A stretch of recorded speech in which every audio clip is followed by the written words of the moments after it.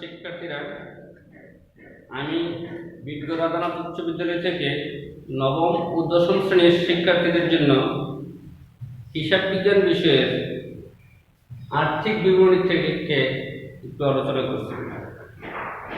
আর্থিক বিবরণী হচ্ছে একটা নির্দিষ্ট সময়ের বা একটা নির্দিষ্ট প্রতিষ্ঠানের একটা নির্দিষ্ট সময়ের বছরের শেষে ব্যবসা প্রতিষ্ঠানের লাভ বা ক্ষতি নিরূপণ করা এবং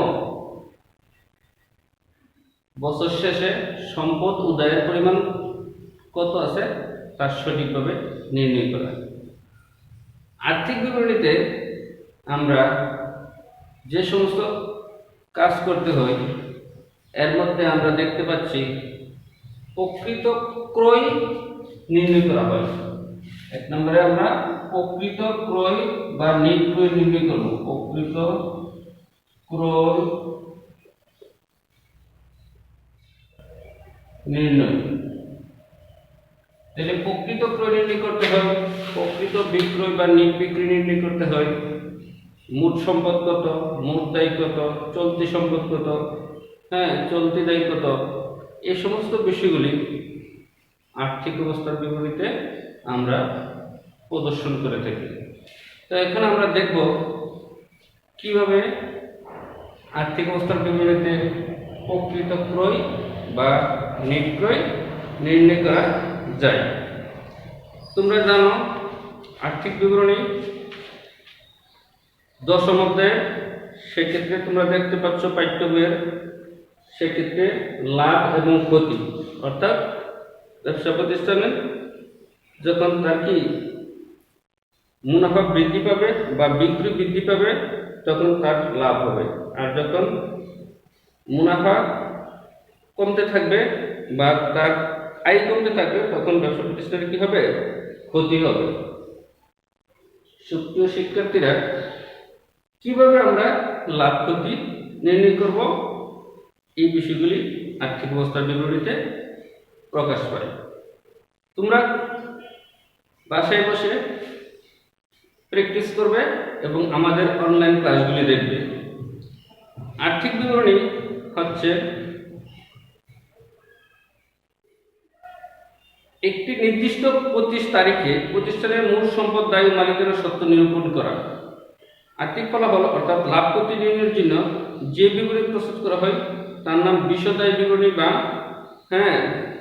স্টেটমেন্ট অফ কম্প্রিহেনসিভ ইনকাম। আর সম্পদ ও দায় জানার জন্য যে বিবরণী প্রস্তুত করা হয় তার নাম আর্থিক অবস্থার বিবরণী বা স্টেটমেন্ট অফ ফিনান্সিয়াল পজিশন, যা উদ্ধৃত পত্র বা ব্যালেন্স শিট নামে পরিচিত। সেক্ষেত্রে আমরা কতিপয় বিষয় আমাদেরকে জানতে হবে। আর্থিক বিবরণী আন্তর্জাতিক হিসাব মান 1 অনুযায়ী 5 প্রকারের আর্থিক বিবরণী প্রস্তুত করা হয়ে থাকে। কত প্রকারের? 5 প্রকারের হিসাব বিবরণী প্রস্তুত করা হয়ে থাকে। এক নম্বরে আমরা দেখব কিভাবে। এক নম্বর হচ্ছে বিশদ আয় বিবরণী। বিশদ আয় বিবরণী। 2 নম্বর হচ্ছে মালিকানা সত্ত্ব পরিবর্তন বিবরণী।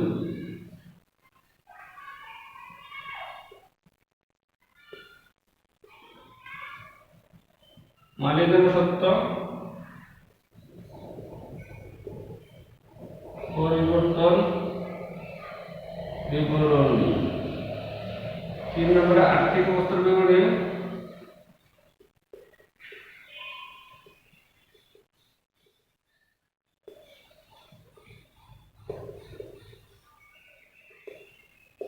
4 নম্বরে নগদ প্রবাহ বিবরণী।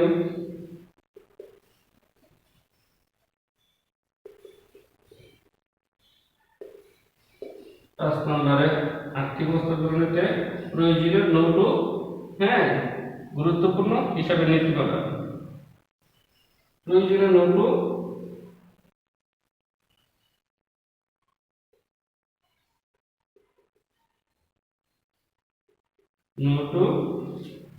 গুরুত্বপূর্ণ হিসাবে নীতিমালা।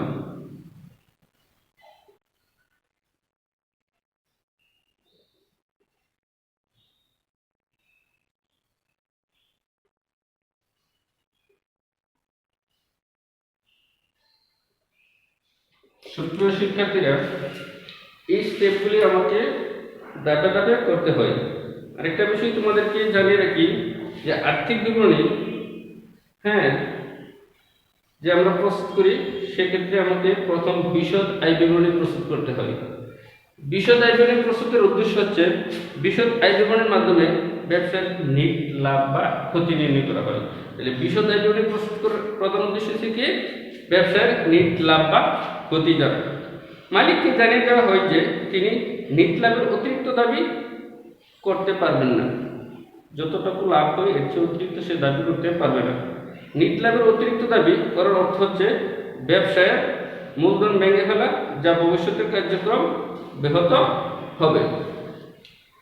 আরেকটা উদ্দেশ্য হচ্ছে বিশদ আয় বিবরণীর বিভিন্ন আয় এবং ব্যয়গুলিকে বিশ্লেষণ করে ভবিষ্যতে কিভাবে আয় বাড়িয়ে এবং ব্যয় কমিয়ে নেট মুনাফা বাড়ানো যাবে তার ব্যবস্থা করা। এক্ষেত্রে আমাকে কতিপয় বিশদ আয় বিবরণী প্রস্তুত করতে হলে কতিপয় আমাকে ফর্মুলা জানতে হবে।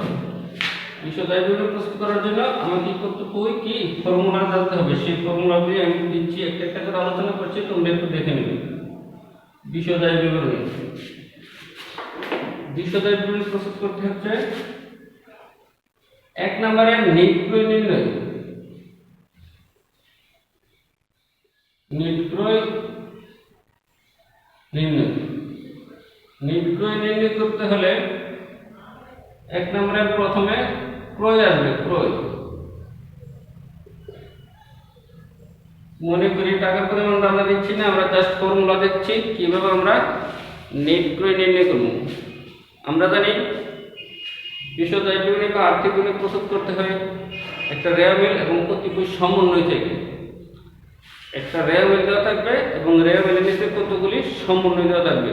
এই সমন্বয়গুলির আলোকে কি করা হয়, বিশদ আয় বিবরণী প্রস্তুত করতে হয়। আমরা ক্রয় থাকবে, ক্রয়ের সাথে সমন্বয় থাকতে পারে অলিখিত ক্রয়। অলিখিত ক্রয় কি হবে, যোগ করতে হবে। তারপরে ক্রয় ফেরত বা বই ফেরত বিয়োগ দিতে হবে।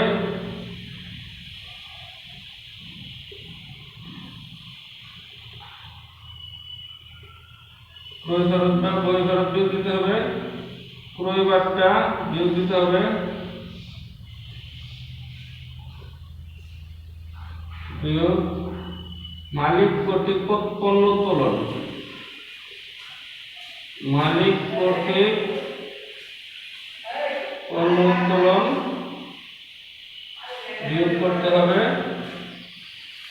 আরেকটা এন্ট্রি আছে নিট ক্রয় নির্ণয় করতে, যদি প্রতিষ্ঠানের প্রয়োজনে কোনো প্রচার করা হয় বা কোনো পণ্য সামগ্রী বিতরণ করা হয়, সেক্ষেত্রে ওইটাও বিয়োগ হবে। কারণ কি আমরা জানি কি যদি কোনো পণ্য উত্তোলন করে মালিক, তাহলে ক্রয়ের পরিমাণ কমে যায়।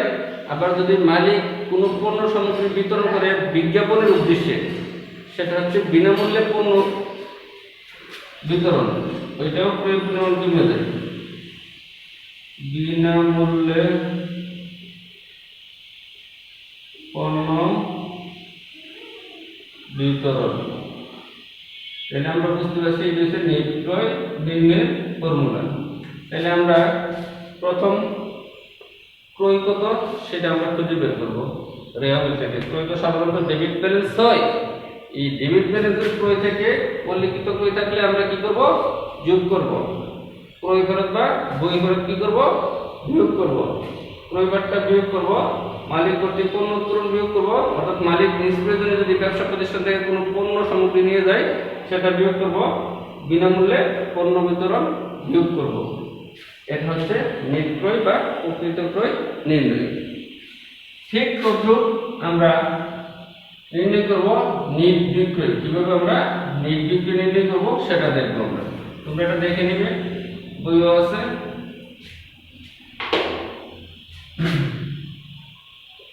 নিট বিক্রয় নির্ণয়।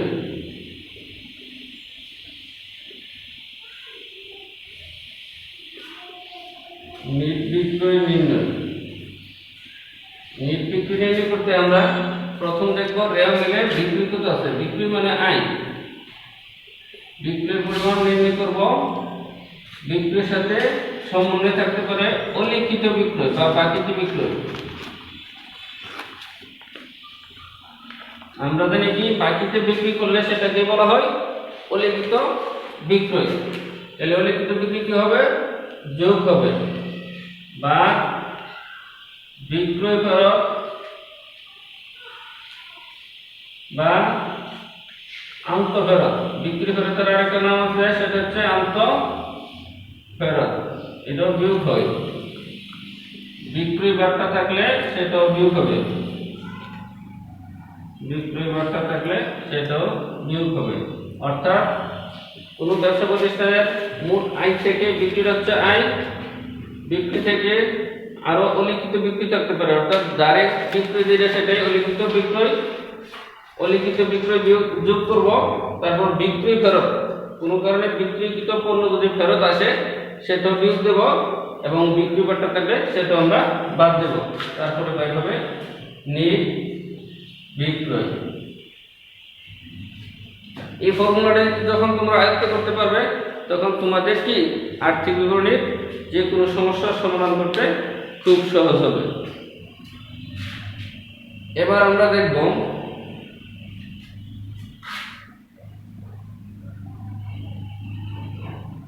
বিক্রিত পণ্যের ব্যয় রূপে নিরূপণ করা হয়। বিক্রিত পণ্যের ব্যয়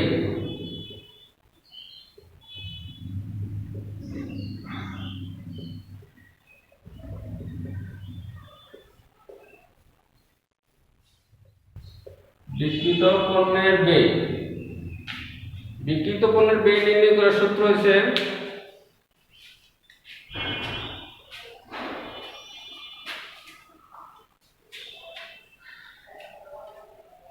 বিক্রিত পণ্যের ব্যয় নির্ণয় করতে হলে কি করতে হবে?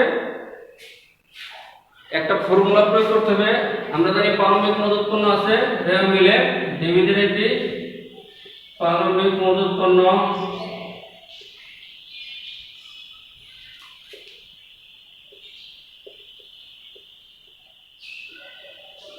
যোগ নিট ক্রয়।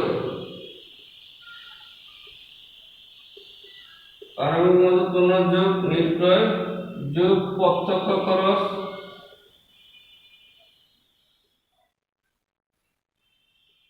যেমন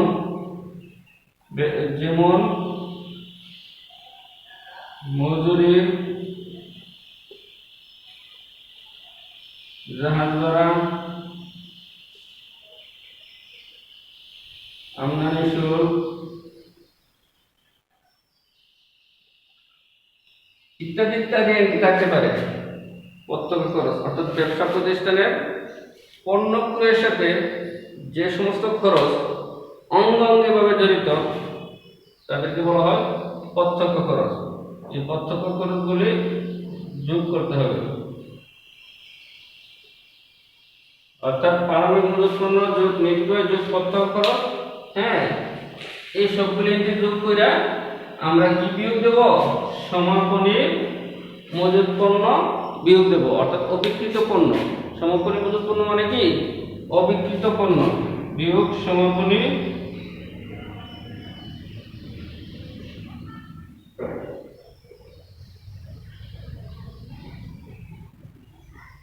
সমাপনী মজুত পণ্য। তারপরে কি বের হবে? বিক্রিত পণ্যের ব্যয় বের হবে। একটা কথা তোমাদের জানতে হবে, সমাপনী মজুত পণ্য নির্ণয় করতে বা সমাপনী মজুত পণ্য লিখতে অবশ্যই সমন্বয়ে অবিক্রিত পণ্যের ক্রয় মূল্য এবং বাজার মূল্য এটার মধ্যে সবচেয়ে কম টাকাটা উল্লেখ করতে হবে। এটার একটা কারণ আছে, যুক্তিসঙ্গত কারণ। হিসাব বিজ্ঞানের রক্ষণশীলতা নীতি অনুযায়ী বলা হয়েছে ক্রয় মূল্য এবং বাজার মূল্যের মধ্যে যেটা কম সেটা উল্লেখ করতে হয়। তাই আমরা সমাপনী মজুত পণ্য নির্ণয় করতে আমরা কি সবচেয়ে কম টাকাটা লিপিবদ্ধ করব। তারপরে প্রারম্ভিক মজুত যোগ নিট ক্রয়। নিট ক্রয় কিভাবে বের হয় সেটা আমরা দেখেছি প্রথম ফর্মুলাতে। যোগ প্রত্যক্ষ খরচ। প্রত্যক্ষ খরচ অনেকগুলি থাকতে পারে, যে সমস্ত খরচ পণ্য ক্রয়ের সাথে সরাসরি সংশ্লিষ্ট বা জড়িত তাকে বলা হয় প্রত্যক্ষ খরচ। মজুরি, জাহাজ ভাড়া, আমদানি শুল্ক, এই সমস্ত আরো খরচ থাকতে পারে। হ্যাঁ, এগুলি প্রত্যক্ষ খরচ হিসাবে চিহ্নিত। তাহলে প্রারম্ভিক মজুর যোগ নির্ক্রয় যোগ প্রত্যক্ষ খরচ, প্রত্যক্ষ খরচগুলি যোগ করে যে রেজাল্ট আসবে এই রেজাল্ট থেকে আমরা সমাপনী মজুত পণ্যের ক্রয় মূল্যটা বিয়োগ দিব। বিয়োগ দিলে যে রেজাল্ট আসবে সেটা হচ্ছে বিক্রিত পণ্যের ব্যয়।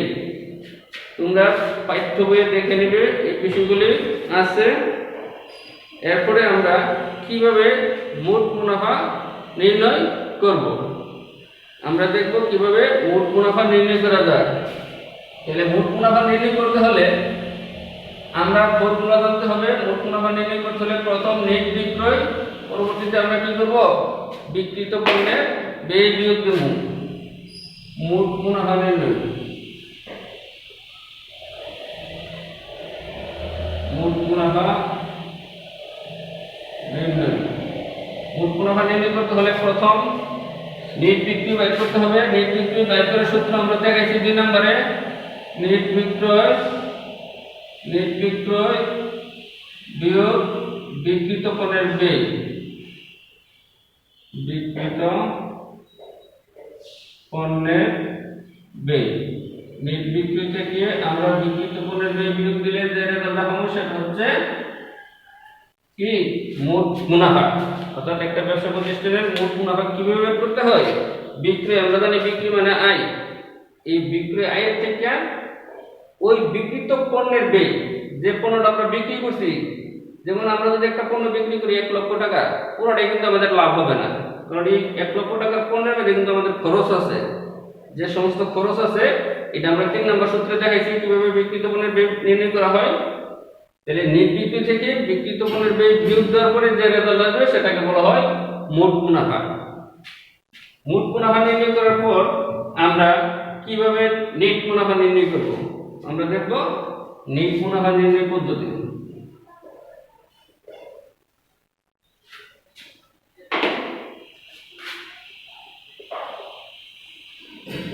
নেট মুনাফা নির্ণয় পদ্ধতি, আমরা মোট মুনাফা থেকে নেট মুনাফা বের করব। মোট মুনাফার সাথে আমরা দেখব ব্যবসা প্রতিষ্ঠানের পরিচালন আয় আসেনি সেগুলি যোগ করব। পরিচালন আয় যোগ করব। পরিচালনায় থাকতে পারে যেমন স্থায়ী সম্পত্তি বিক্রি হতে আয়, সেগুলি পরিচালন আয়। পরিচালন ব্যয় থাকে বেশি, যেমন পরিচালন ব্যয়, এগুলি বিয়োগ দেব।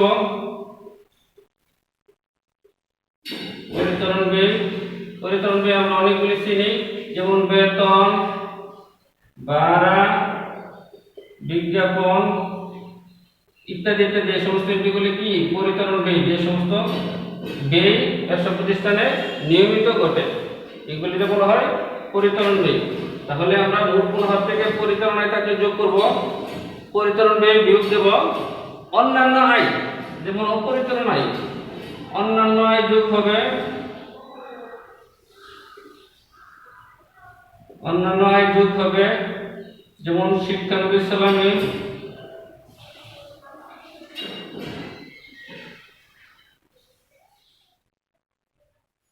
অন্যান্য শিক্ষানবিশ সালামি আছে, উপবার আছে, এই সমস্ত এন্ট্রিগুলি অন্যান্য আয়। আর অন্যান্য ব্যয় থাকলে বিয়োগ হবে, যেমন অপরিচালন ব্যয়, যেমন মূলধনের সুদ,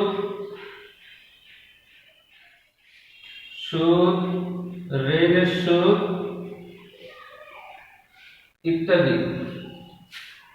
সুপ্রিয় শিক্ষার্থীরা, তোমরা তোমাদের পাঠ্য বইয়ের 144-45 পৃষ্ঠায় এই ফর্মুলাগুলি সবগুলি দেওয়া আছে। আয় সমূহ, ব্যয় সমূহ, কিভাবে নেট বিক্রি নির্ণয় করা লাগে, পরিচালন ব্যয় কোনগুলি, অন্যান্য আয় কোনগুলি, অন্যান্য ব্যয় কোনগুলি। আমি সংক্ষিপ্তভাবে তোমাদেরকে দিয়েছি, কিন্তু বিস্তারিতভাবে তোমাদের 145 পৃষ্ঠায় এখানে দেখে নিবে। যেমন পরিচালন ব্যয় আছে, বিক্রি, পরিবহন, বেতন, অফিসের ভাড়া, বিদ্যুৎ খরচ, অফিস খরচ, বাট্টা প্রদান, স্থায়ী সম্পত্তির মেরামত, ডাক উতার, বিজ্ঞাপন, মনিহারি, প্যাকিং খরচ, ভ্রমণ খরচ, বীমা খরচ, স্থায়ী সম্পদের অবচয়, ইজারা সম্পদের অবলোপন, সুনামের অবলোপন, কমিশন প্রদান, ব্যাংক চার্জ, কুড়ি ইত্যাদি ইত্যাদি। তারপরে অন্যান্য আয়ের মধ্যে রয়েছে স্থায়ী সম্পদ বিক্রি হতে মুনাফা, বিনিয়োগের সুদ, প্রাপ্ত পাট্টা, প্রদত্ত ঋণের সুদ, ব্যাংক জমার সুদ, প্রাপ্ত কমিশন, বাড়ি ভাড়া আয়, প্রাপ্ত লভ্যাংশ ইত্যাদি। অন্যান্য ব্যয়ের মধ্যে রয়েছে স্থায়ী সম্পদ বিক্রিজনিত ক্ষতি, ঋণপত্রের সুদ, ঋণ বা ব্যাংক ঋণের সুদ, ব্যাংক জমাকৃতের সুদ, চুরি বা দুর্ঘটনাজনিত ক্ষতি। এভাবে আমরা একটা ব্যবসা প্রতিষ্ঠানের নির্দিষ্ট সময়ের মোট লাভ বা মোট মুনাফা, নিট লাভ বা নিট মুনাফা নির্ণয় করতে পারি। ধন্যবাদ তোমরা সকলকে।